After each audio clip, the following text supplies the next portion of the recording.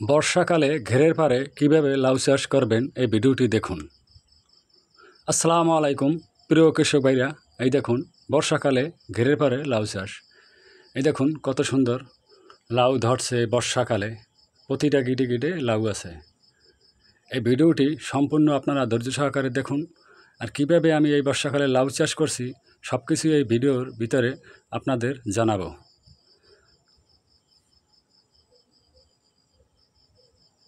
এই দেখুন এই চারা রুইছি আজ থেকে প্রায় 3 মাস আগে। এটা হচ্ছে 3 মাস আগে চারা রোপণ করছি। পুরো বর্ষা ছিল, বর্ষার ভিতরে দেখুন তারপরও অনেক সুন্দর লাউ ধরছে। আমি এই লাউ গাছের গোড়ায় কী কী ব্যবহার করছি, কী সার কী কীটনাশক সবই আপনাদের এই ভিডিওতে বলবো আর দেখাবো গাছগুলো কত সুন্দর হয়েছে।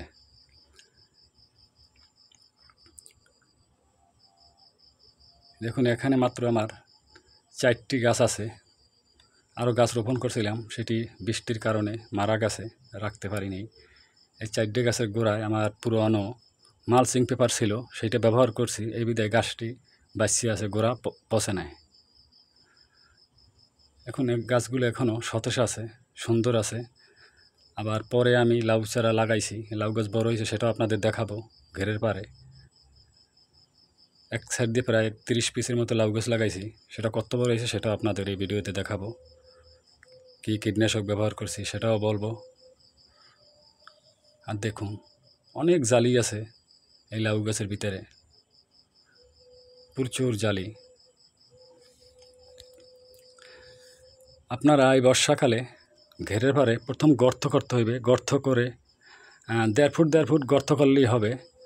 গর্ত করে আপনারা জৈব সার পর্যাপ্ত পরিমাণ দেবেন, যত দিতে পারেন। আমি 3 কেজি করে প্রতিটা গর্তে আমি জৈব সার ব্যবহার করছি। আর দেখুন এই পরে যে রোপণ করছি লাউ চারা, প্রতিটার গোড়ায় আমি মালচিং পেপার দিয়েছি, পুরনো মালচিং পেপার ছিল।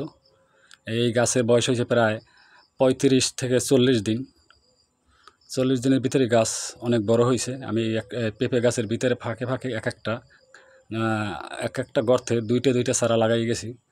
আর দেখুন চারার চেহারা কত সুন্দর। আর গোড়ায় দেখুন এই গোড়ায় আমি রাসায়নিক সারের ব্যবহার করছি মাত্র একবার। টিএসপি, এমওপি আর ডিএপি, এই 3টা ব্যবহার করছি। প্রতিটা গোড়ায় আমি সব মিলাই 250 গ্রামের মতো সার ব্যবহার করছি। আর ছত্রাকনাশকের ভিতরে আমি কেব্রিওটপ পার লিটারে 2.5 গ্রাম, সাদা মাছির জন্য পেগাসাস পার লিটারে 1 গ্রাম, মাকড়ের জন্য ভাটিম্যাক পার লিটারে 1 গ্রাম। ভিটামিন ব্যবহার করছি মাত্র একবার, ফ্লোরা পার লিটার পানিতে 2 গ্রাম। আর যে সোলোবন বোরন, এটা ব্যবহার করছি পার লিটারে 2 গ্রাম। 2টা মিশিয়ে মাত্র একবার ব্যবহার করছি। তারপর দেখুন গাছ কত সুন্দর। আর এই ভিডিওটি যদি আপনাদের দেখে ভালো লাগে, লাইক কমেন্ট শেয়ার করবেন। আপনারা সবাই ভালো থাকবেন।